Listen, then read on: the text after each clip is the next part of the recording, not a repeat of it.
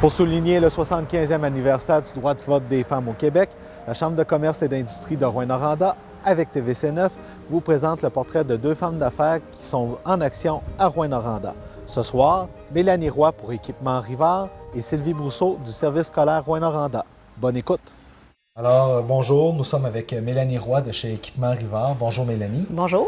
Donc Mélanie, toi, comme beaucoup, tu es issue d'une famille entrepreneuriale. Tes parents étaient en affaires quand tu étais petite. Effectivement. Mon père, il a pris la relève de mon grand-père qui réparait des électroménagers dans le sous-sol sur l'avenue du Lac. Chez Atelier Royal. Chez Atelier Royal, c'est ça. Puis mon père, lui, réparait des électroménagers, allait chez les gens. Mais plus que ça allait, plus qu'il y avait une demande là, au niveau des restaurants et dans le commercial. OK. Puis là, il y avait une opportunité. Il y avait Équipement Rivard qui vendait la compagnie. Puis mon père était intéressé de reprendre tout son inventaire de pièces. Fait qu'il était voir Daniel Rivard dans le temps, puis demander voir comment ça pouvait valoir. Puis j'étais intéressé juste ces pièces. Bien, tu t'es pas intéressé, toi, de reprendre toute la compagnie au complet? Bon, moi, le chaudron, là, ça m'intéresse pas bien.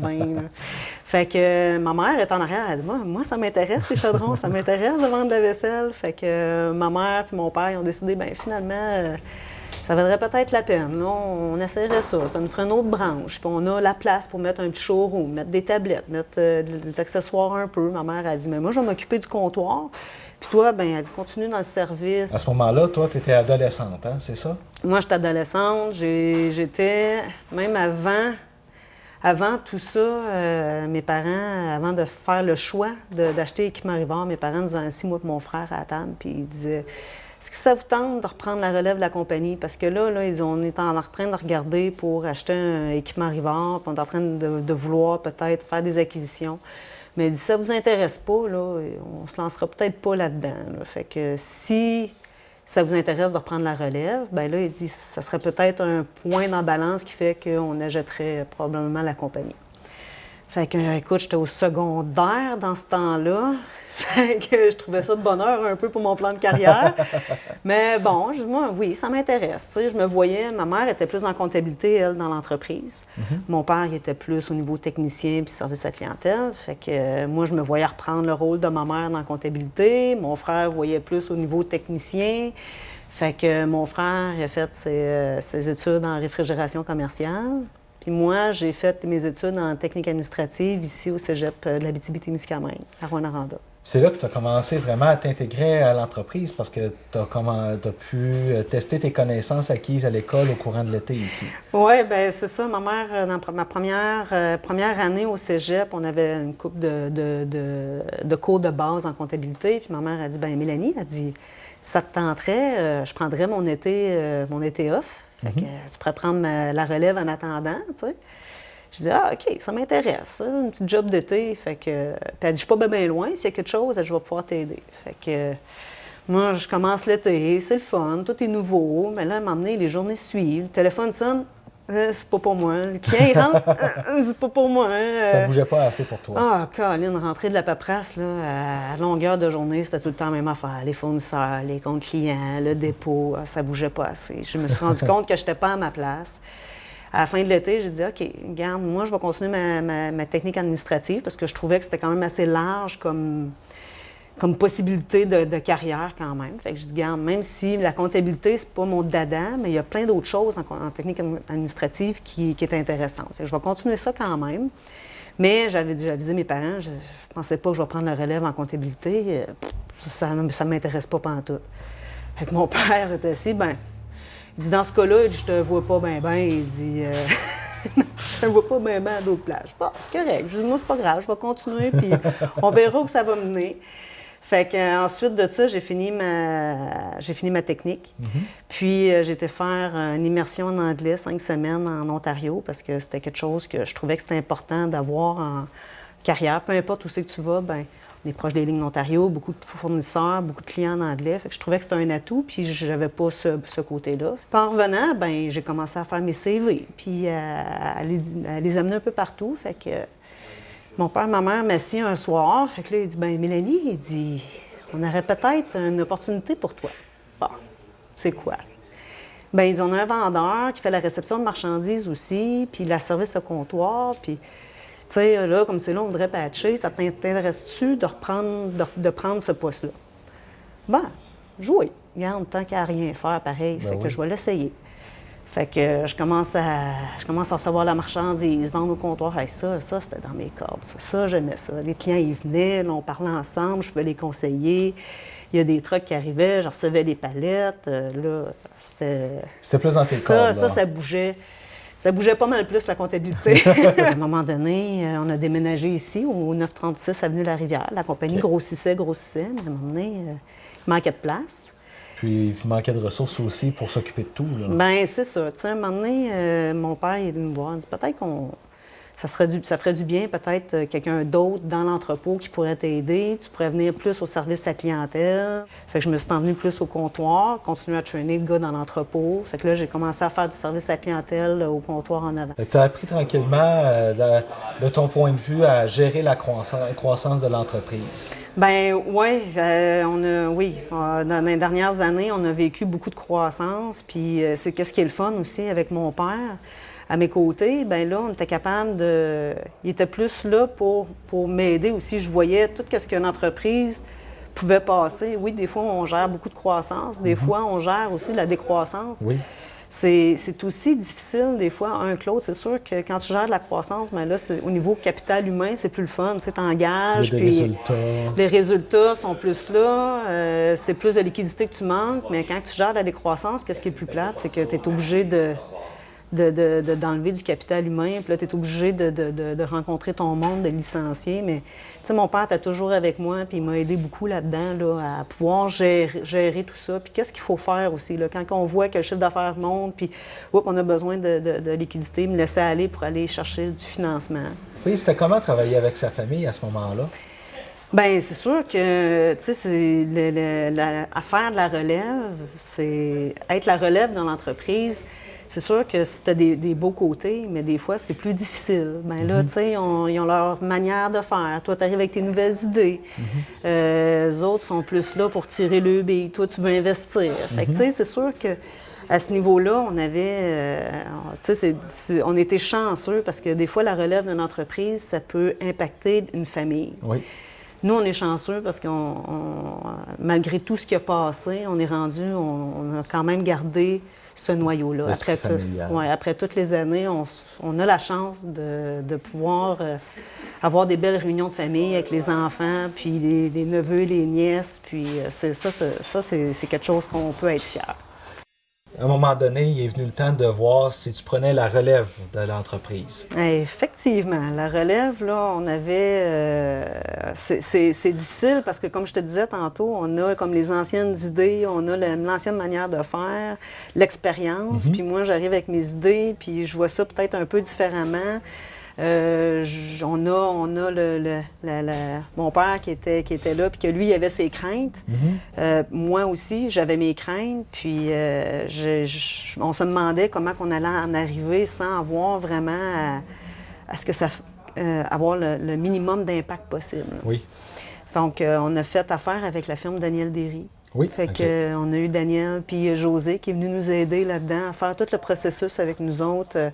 Ils ont pris mon père tout seul, puis il a passé vraiment comme une entrevue, savoir c'était quoi, c'est quoi mes forces, c'est quoi mes faiblesses, où j'étais rendu dans l'entreprise. Est-ce que j'étais connu des clients, est-ce que j'étais connu des fournisseurs, est-ce que toutes ces informations-là aussi, ça m'a été demandé à moi. Qu'est-ce que je craignais? Bien, c'est sûr que un coup après ça, on a repris toutes ces idées-là ensemble, on s'est rencontrés, puis ça passait vraiment comme, tu sais, où que j'avais peur que ça fasse un conflit, bien, eux, ils ont amené ça vraiment plus en douceur.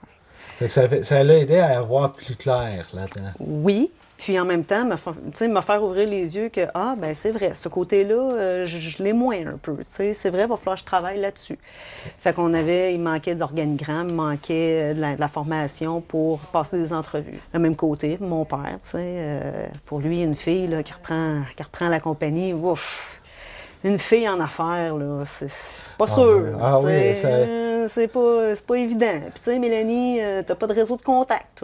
C'est tout mon réseau de contact. Fait que là, il va falloir que que tu décolles un peu, puis faire toi-même ton réseau de contacts. Est-ce qu'ils ne testaient pas un peu en même temps? Ah, ben oui. Aujourd'hui, je crois que nos parents, ils savent comment nous prendre, hein, comment aller chercher le meilleur de nous autres.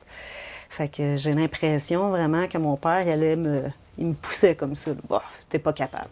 Une fille, c'est pas capable de reprendre. Une fille, c'est pas faite pour être en business. Ah ouais, pas faite pour être en business. Laisse-moi voir, laisse-moi aller, tu vas voir que je suis capable. Tu as pris le relève de l'entreprise, tu es devenue présidente de l'entreprise. Quel défi t'as relevé qui fait que c'est ton meilleur coup selon toi ou que ça a été un accomplissement salutaire? Ben, je pense que c'est plus au niveau de l'accomplissement. Le meilleur coup, c'est que j'ai réussi à être là où je suis aujourd'hui, mais au niveau de l'accomplissement, je pense que c'est au niveau plus avec des réalisations avec l'entreprise. Ouais. Comme par exemple à Nico Eagle, Meadowbank, quand la cuisine elle a brûlé.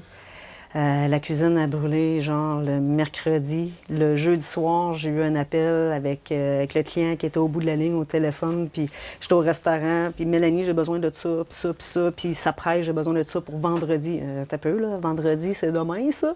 Ouais. Il dit, oui, il faut que ça parte par avion demain, j'ai besoin d'une marmite, des réchauds, tous des équipements qu'on vend pas régulièrement, tu sais, pour 500 cafétéria de personnes. 500 à quelques personnes, là. Fait que je dis, bon, ben, il n'y a pas de problème, garde, donne-moi ta liste, puis mon cellulaire, prends mon cellulaire, n'importe quand, rappelle-moi. Fait que là, dans la nuit, il me rappelait, Mélanie, j'ai besoin de ça. Fait qu'on a travaillé ensemble. Le vendredi, à 5 heures, il y avait une vanne qui était à l'aéroport de Mirabel, puis je livrais tous les équipements que le client avait besoin. Bien, c'est sûr que les équipements de base, là, nécessaires là, de base. Là. Fait que ça c'était quelque chose. Quand on est en affaires, c'est sûr qu'on se fait une idée de comment ça se passe. Y a-t-il des choses qui t'ont surprise, que tu pensais pas que ça se passerait de même? C'est sûr que, tu sais, quand justement, je te parlais tantôt, mon père, quand il me dit « Mélanie, c'est tout dans mon réseau de contacts, là, va m'emmener, il faut que tu décolles un peu, faire ton propre réseau de contacts. » Fait que, à ce moment-là, ben, avec la Chambre de commerce, j'ai commencé à participer à tous les dîners qu'ils faisaient, à toutes les activités. Puis qu'est-ce que j'ai été surprise, c'est vraiment de voir l'ouverture des gens d'affaires de la place, des jeunes entrepreneurs. Écoute, j'avais 20 quelques années dans ce temps, tu sais, début de vingtaine, tu sais, de faire vraiment confiance à des jeunes entrepreneurs. Donc, il n'y a pas de barrière à cause que tu es une femme ou une jeune femme, encore moins? Non, je pense pas. Puis, tu sais, on regarde de plus en plus aussi sur le marché du travail, comment il y a de plus en plus de femmes. On va revenir à ton entreprise. Justement, à un moment donné, tu es venu devant un constat pour te développer. Il fallait que tu saisisses des opportunités spéciales. C'est là que Sogitex est arrivé dans le portrait pour une possibilité de développement. Oui. Là, mon père il était revenu, mes parents étaient revenus de la Floride, oui. Puis ça faisait comme 2 ans qu'il passait un mois ou deux, mon père était revenu, puis il dit, là, Mélanie, il dit, l'année prochaine, je prends ma retraite, fait que, il dit, est-ce que tu es intéressé soit d'acheter au complet ou de trouver un partenaire pour m'acheter? Bien, c'est sûr que moi, écoute, j'étais toute seule avec 2 jeunes enfants. Quand mon père m'a demandé de reprendre l'entreprise, j'ai dit, bon, OK, je pense qu'il me faut un partner. Je ne peux pas reprendre ça tout seul. Je vais m'arracher les cheveux de sa tête. J'ai besoin d'avoir quelqu'un sur qui pouvoir partager des idées, de partager du développement. Là, j'ai pensé, justement, Sogitex savait qu'on était à vendre. Puis, on a commencé à se discuter ensemble. Puis, finalement, à Crime, on s'est rendu compte qu'on couvrait la même clientèle. On couvre pas mal le même territoire. Fait qu'il y avait une belle synergie à développer les 2 entreprises ensemble. Tu l'as abordé tantôt au moment où ça a été le temps de prendre la relève, la famille, tu as des enfants. Tu as connu être dans l'entreprise avant et après. Comment ça se vit être chef d'entreprise et avoir des enfants? Bien, c'est sûr que c'est difficile, hein? Bien, c'est difficile parce que une entreprise, c'est pas du 8 à 5, là. Mais il y a même du monde qui ont des emplois que c'est pas du 8 à 5 non plus, là. Mais c'était justement, j'étais monoparentale avec 2 jeunes enfants à la maison, plus l'entreprise. Il y a des nuits que j'ai pas beaucoup dormi. Soit que les enfants étaient malades ou soit que l'entreprise avait besoin de temps. Fait que, tu sais, c'est sûr que de concilier ces 2 choses-là ensemble, là, c'est assez rock'n'roll. Là, je suis chanceuse. Mes enfants sont rendus à l'âge qu'ils sont capables de se garder un peu plus tout seuls, sont plus autonomes. Si tu avais un conseil à donner à une jeune femme qui se lance en affaires ou toute autre personnes, ce serait quoi le conseil? D'avoir un bon agenda. Oui, OK. Bien, je pense que la priorité, c'est d'être bien planifié. Je pense que ce côté-là, je l'ai développé à cause de la famille et de l'entreprise. Là. La gestion des priorités, c'est quelque chose que je vis au quotidien. Puis j'ai eu de la chance aussi d'avoir de la famille qui m'a aidée, parce que moi, quand l'hiver, mes parents sont partis en Floride, donc je me retrouvais que j'avais pas beaucoup de personnes quand les enfants étaient malades. Oui. Fait que j'ai eu la chance d'avoir des tantes qui m'ont aidée, des amis. Fait que ça c'est important à voir aussi. Bien, Mélanie, je te remercie beaucoup. Et je te souhaite bon succès pour la suite. Ah, ben merci, c'est gentil. Alors maintenant, nous sommes avec Sylvie Brousseau, présidente du service scolaire de Rouyn-Noranda. Bonjour Sylvie. Bonjour. Alors toi Sylvie, tu es revenue à Rouyn-Noranda à la suite de tes études. Tu es une relève d'entreprise. Oui, c'est ça. Je suis allée à l'extérieur pour étudier et j'ai commencé à travailler aussi à l'extérieur dans des bureaux de comptable parce que j'avais une formation de comptable. Alors, je suis allée travailler dans des bureaux de comptable pendant 5 ans. Et ensuite de ça, mon père m'a appelé pour me dire, écoute, soit tu t'en viens ou on vend. OK. Fait que c'est là que j'ai fait, t'as une minute là, on va penser à ça. Ça faisait partie, disons, de mon cheminement. Je m'étais dit, je vais travailler à peu près 5 ans dans le bureau de comptable. Je m'étais dit peut-être 5 ans comme contrôleur d'une entreprise, puis avoir éventuellement un business à moi, que je savais pas trop quoi. Mais là, j'ai sauté le step une coche de plus vite, puis écoute, je suis venue travailler avec mes parents pour voir comment que j'aimerais ça. Puis finalement, au bout de 4 ans, j'ai dit, bon, mais go, j'achète. Est-ce que tu pensais un jour tu prendrais la relève de tes parents ici? Pas l'entreprise, parce que c'était quand même assez récent. Eux, ils ont eu le commerce 2 ans, puis ils ont décidé de le vendre tout de suite après. Ah, OK. Parce que c'était trop d'ouvrage pour eux autres. C'était comme en fin de carrière, eux autres, là. Ils trouvaient ça trop d'ouvrage. Fait que mon père, il a dit, garde, on va vendre ça. Si tu attends de le prendre, tu le prends. Fait qu'ils m'ont offert de prendre la relève. C'était une belle occasion. Et puis, écoute, ça a fait bien mon affaire. Regarde, je pense que je veux dire, j'étais de la graine. Mon père m'a donné la graine de l'entrepreneuriat, je pense, puis j'ai bien aimé ça. Ça a été quoi? Comment ça s'est passé ton arrivée dans l'entreprise? Parce qu'on se fait toujours une idée de comment ça va se passer. Puis le test de la réalité est souvent différent. Est-ce que ça a été le cas pour toi aussi? Écoute, j'ai fait tous les postes. Toutes. J'ai commencé par la comptabilité, effectivement, Oui. parce que vu que c'était mon domaine. J'ai fait du ménage là-dedans. J'ai engagé de nouvelles personnes. Ça a donné qu'il y avait une personne qui s'en allait. Fait que j'ai engagé une nouvelle personne que j'ai formée, que j'ai travaillé avec elle un certain temps. Puis quand je suis arrivée ici, j'étais enceinte de ma 2e fille. Fait que, écoute, je suis arrivée au mois de mai, j'ai accouché au mois de début septembre. Fait qu'au mois de septembre, je suis partie. J'ai été arrêtée 6 semaines. Je suis revenue ici au bout de 6 semaines et j'ai fait la job de magasinière. Oui. J'avais un employé qui est parti, puis je me suis dit, moi, savoir comment ça fonctionne. Alors, j'ai mis mes jeans, mes cotons ouatés, puis j'ai fait la job de magasinier pendant 5 mois. Après ça, j'ai engagé une nouvelle personne, je l'ai formée là-dedans. Ensuite, je suis allée dans les achats. Puis, j'étais supposée d'être formée un peu par la fille qui était là, mais finalement, la personne qui était là est partie. Fait que je me suis formée sur le tas, comme on peut dire. OK. Fait que j'ai fait ça, je te dirais, peut-être 1 an et demi aux achats. Puis ça, c'est un peu le cœur de l'entreprise. Et puis ensuite de ça, j'ai engagé une nouvelle personne que j'ai formée aux achats. Ensuite de ça, c'était l'ameublement. J'ai ici, l'étage qu'ici, avant, c'était la librairie. On l'a descendu en bas et j'ai fait un showroom, comme on peut dire. Alors, on a agrandi le département d'ameublement et je me suis mis à vendre du meuble moi-même et puis faire des aménagements, etc., qui était un département que j'adorais. J'adore ça. Jusqu'à ce que tu reprennes l'entreprise officiellement toi-même au début des années 90. Oui, j'ai ça. J'ai pris l'entreprise en 90. Puis c'est ça, ça faisait 4 ans que je travaillais ici. Puis mes parents se sont retirés. Puis aussitôt qu'ils se sont retirés, moi, j'ai informatisé l'entreprise parce qu'on faisait traiter nos choses à l'extérieur avant. C'était un peu une mode au début. Et moi, je venais un peu du mode... J'avais commencé à faire de l'informatique un peu ailleurs, en comptabilité, etc. Fait que j'ai décidé d'informatiser l'entreprise. Ça a été assez difficile pour les employés parce que c'était du changement, un gros changement pour eux autres. Puis, tu sais, les gens sont assez réticents au changement. Surtout que l'informatisation, au début des années 90, c'est pas du tout ce qu'aujourd'hui, là, à ce moment-là, ça commençait à arriver. Là. Puis c'est ça, le plus gros problème qu'on avait, c'était l'inventaire, informatiser l'inventaire. Parce que en région, en tout cas, c'était facile. Bon, la comptabilité, pour moi, c'est assez simple. Fait qu'informatiser la comptabilité, c'est simple, puis les ventes, mais c'est l'inventaire.